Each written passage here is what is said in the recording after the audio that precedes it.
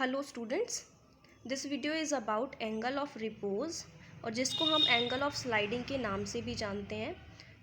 इससे पहले इस टॉपिक से पहले आपने फोर्स ऑफ फ्रिक्शनल फोर्स के बारे में पढ़ा, उसके लॉज के बारे में पढ़ा एंड कैसे फ्रिक्शनल फोर्स अप्लाई होता है, किस डायरेक्शन में अप्लाई होता है, ये सारी चीज़ें आपने पढ़ी।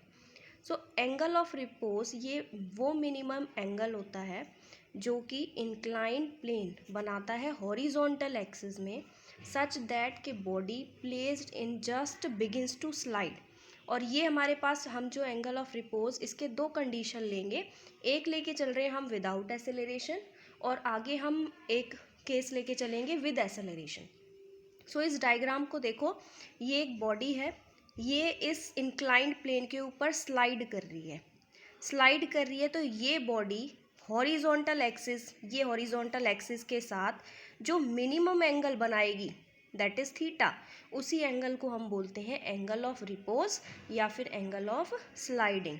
ये एक बॉडी है, ये बॉडी इस इंक्लाइंड प्लेन के ऊपर स्लाइड कर रही है और इस बॉडी के मास की वजह से इस बॉडी का कुछ ना कुछ मास होगा that is denoted bye m, और ड्यू टू ग्रेविटेशनल फोर्स इसके ऊपर जो एक ग्रेविटेशनल फोर्स लगेगा टुवर्ड्स ग्रेविटी, तो हमारे पास यहाँ पे इस बॉडी के लिए जो फोर्स आ गया दैट इज़ mg हो गया, which is in downward direction.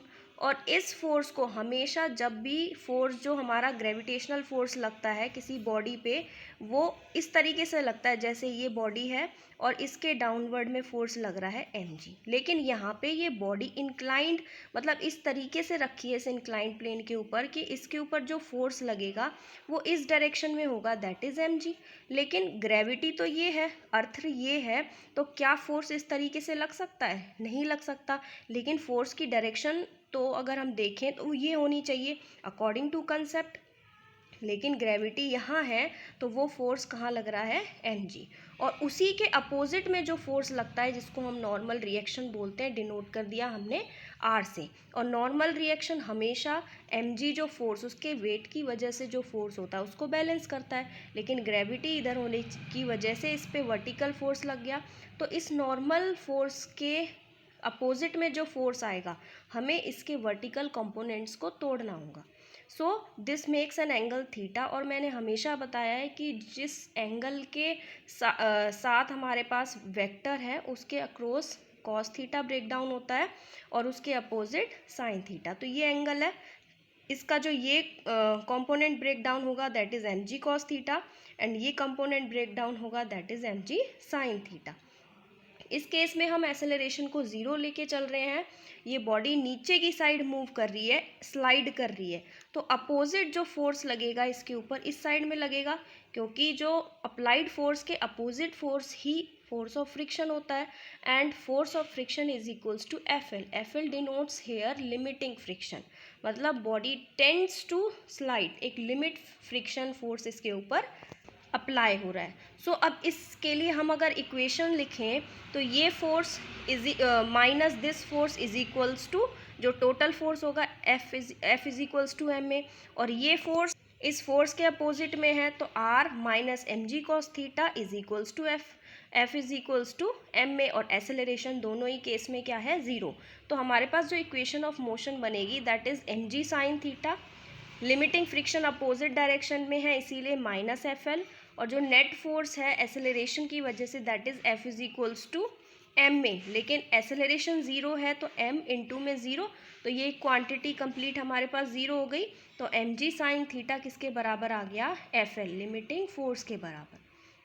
अगर हम वर्टिकल कंपोनेंट्स को देखें तो r minus m g cos theta is equals to zero, तो r इज इक्वल्स टू क्या हो जाएगा हमारे पास? M g cos theta. तो ये दो इक्वेशन हमारे पास आ गई इस डायग्राम के लिए। जब हम इसको डिवाइड कर देंगे, क्योंकि you know that force upon में नॉर्मल रिएक्शन का जो रेशो होता है which is equals to mu, and mu is the coefficient of friction. So दोनों इक्वेशन को जब डिवाइड किया एफ एल अपॉन में R which is equals to, इनकी वैल्यूज़ को पुट किया m g sine theta upon m g cos theta, m g से m g cancel out, तो ये आपके पास sine upon cos tangent theta हो गया, और ये रेशो आपके पास म्यू के बराबर होता है, that is coefficient of friction. लेकिन यहाँ पे force of friction limiting friction है, इसीलिए ये क्या हो जाएगा हमारे पास coefficient of limiting friction which is denoted by mu L. So mu L is equals to tangent theta के बराबर आ गया। ये आगे भी यूज़ होगा ये रिजल्ट, सो याद रखना कि limiting coefficient of friction is equals to tangent theta. तो ये केस हमारे पास तब था जब हमारे पास एक्सेलरेशन नहीं था।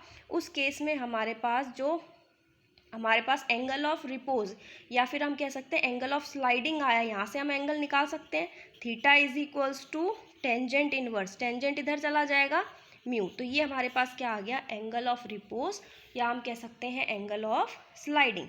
लेकिन अगर इसी डायग्राम में हमारे पास एक्सेलरेशन है ए, इस केस में अब की बार हमारे पास एक्सेलरेशन की वैल्यू 0 नहीं है, सो इस ऑब्जेक्ट की वजह से इसका जो फोर्स होगा that is m g. M g इस डायरेक्शन में लगना चाहिए, लेकिन ग्रेविटी नीचे है तो इस डायरेक्शन में लगेगा वर्टिकली। इसके कंपोनेंट्स को ब्रेक डाउन करेंगे, this makes an angle theta, तो थीटा के अलॉन्ग जो कंपोनेंट ब्रेक डाउन होंगे that is m g cos theta, और उसके दूसरे एक्सिस में जो कंपोनेंट ब्रेक डाउन होंगे that is m g sine theta. और ये ऑब्जेक्ट हॉरिजॉन्टल एक्सिस के साथ एक एंगल थीटा बना रहा है जिसको हम एंगल ऑफ रिपोज बोलते हैं, और ये बॉडी ए एक्सेलरेशन से मूव कर रही है। बॉडी की मूवमेंट की डायरेक्शन ये है, तो फोर्स ऑफ फ्रिक्शन जो लगेगा वो अपोजिट डायरेक्शन में लगेगा।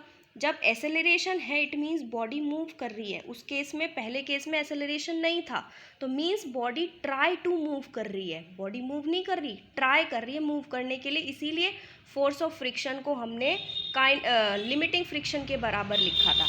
लेकिन इसके अंदर एक्सेलरेशन कुछ ना कुछ है, इट मीन्स बॉडी मूव कर रही है, तो हम यहाँ पे फ्रिक्शनल फोर्स की जगह क्या यूज़ कर रहे हैं, काइनेटिक फ्रिक्शन यूज़ कर रहे हैं, काइनेटिक फ्रिक्शनल फोर्स। सो इस केस में क्या होगा, अगेन हम इक्वेशन ऑफ मोशंस लिखेंगे। तो अगर हम वर्टिकल एक्सिस में देखें तो हमारे पास वर्टिकल एक्सिस के लिए इक्वेशन ऑफ मोशन क्या हो गया, R is equals to m g cos theta, ये पहली इक्वेशन हो गई हमारे पास। और दूसरी इक्वेशन देखें हम, क्योंकि अप्लाई हो रहा है फोर्स इस डायरेक्शन में, तो और काइनेटिक फोर्स फ्रिक्शन है इसमें, और एक्सेलरेशन की direction m g sine theta के साथ है, तो मैं क्या लिख सकती हूँ, m g sine theta is minus F k is equals to m into में नेट फोर्स जो है हमारे पास applied force that is m into में ए, क्योंकि ए हमारे पास एक्सेलरेशन है। एंड ये हमारे पास इक्वेशन सेकेंड आ गई, और आपको पता है कि kinetic coefficient of kinetic friction which is equals to f k upon में आर। सो यहाँ से हमारे पास एफ के की जो वैल्यू आ जाएगी that is mu k into में आर, और म्यू के हमारे पास कोफिशिएंट है काइनेटिक फ्रिक्शन का, और आर हमारे पास नॉर्मल रिएक्शन की वैल्यू है। सो आर की वैल्यू आपको पता है that is m g cos theta, तो इसकी वैल्यू आप पुट कर दोगे तो हमारे पास इक्वेशन आ जाएगी mu k m g cos theta.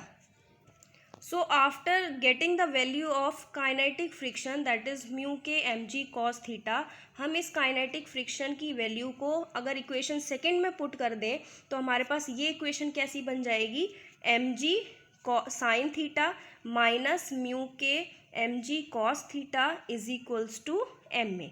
सो यहाँ से हम एक्सेलरेशन की वैल्यू फाइंड आउट कर सकते हैं, तो एक्सेलरेशन की वैल्यू हमारे पास क्या आ जाएगी यहाँ पे, a is equals to m g sine theta minus mu k m g sine cos theta upon में एम, क्योंकि ए बच जाएगा, ये यहाँ से कैंसिल आउट हो जाएगा, तो एम से ये एम कैंसिल और ये एम भी कैंसिल, कॉमन ले लेंगे बाहर। तो एक्सेलरेशन की जो वैल्यू आएगी that is g sine theta minus mu k cos theta, क्योंकि जी दोनों में क्या आ रहा है, gravitation acceleration due to gravity common. So it is clear that यहाँ से आप ये देख सकते हो कि एक्सेलरेशन जो बॉडी का है, जिस एक्सेलरेशन से बॉडी मूव कर रही है वो बहुत ही कम, उसकी वैल्यू बहुत ही कम है than acceleration due to gravity. So this is all about angle of repose या फिर हम कह सकते हैं एंगल ऑफ स्लाइडिंग, दोनों ही केसेस के लिए जब हमारे पास एक्सेलरेशन ज़ीरो है उस केस में हमारे पास limiting friction coefficient of limiting friction की वैल्यू आई थी mu L is equals to tangent theta, और थीटा हम वहाँ से निकाल सकते हैं that is tan inverse mu L. और जब हमारे पास किसी बॉडी का कुछ ना कुछ एक्सेलरेशन है उस केस में एक्सेलरेशन की वैल्यू आई है that is g sign theta minus mu k cos theta. उस केस में हमने लिमिटिंग फ्रिक्शन इसीलिए यूज़ किया था क्योंकि उस केस में एक्सेलरेशन ज़ीरो है, इट मीन्स बॉडी ट्राई कर रही है मूव करने का, मूव नहीं कर रही।